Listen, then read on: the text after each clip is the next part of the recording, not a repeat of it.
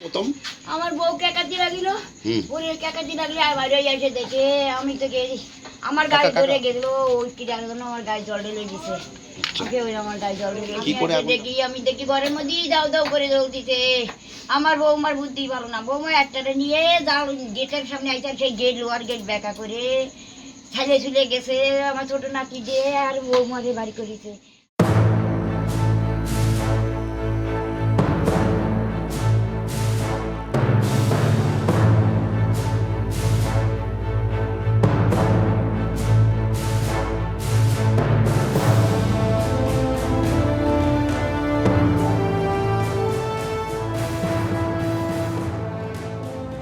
গভীর রাতে অগ্নিকাণ্ডের ছাই অশোকনগর, যার জেরে অগ্নিদগ্ধ হয় মা ও দুই সন্তান। বৃহস্পতিবার গভীর রাতে অশোকনগর পৌরসভার ৬ নম্বর ব্লকে বিনিময় পাড়া এলাকায় জয়ন্ত ভট্টাচার্যের বাড়িতে ভয়াবহ অগ্নিকাণ্ডের ঘটনা ঘটে।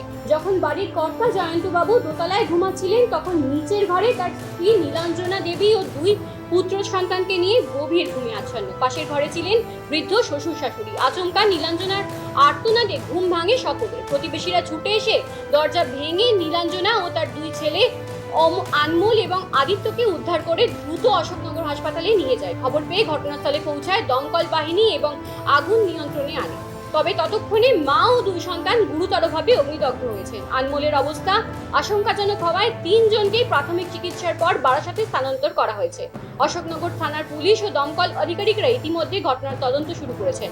আগুনের সূত্র কিভাবে হলো তা এখনো অজানা। এর অবস্থা খুব খারাপ।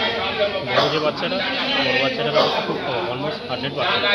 বাকি যে ছোটো একটা বাচ্চা সঙ্গে মা আছে, তাদের অবস্থাও খুব ভালো নয়। জাস্ট খবর এসেছে তো এখন অতটা ভালো বোঝা যাচ্ছে না। প্লাস মা তারা পোশাক সেটা পড়ে আছে, যার জন্য সবটা বোঝা যাচ্ছে। কত পার্সেন্ট বার্ন প্রথম যাকে পাঠানো হয়? বড় বাচ্চাটা অলমোস্ট 100%। বাকিগুলো অতটা ভালো আমরা অ্যাক্সেস করতে পারিনি এখানে। আর পরের দুজনকে যেমন কেমন দেখি পরের দুজন কিছু করতে পারি।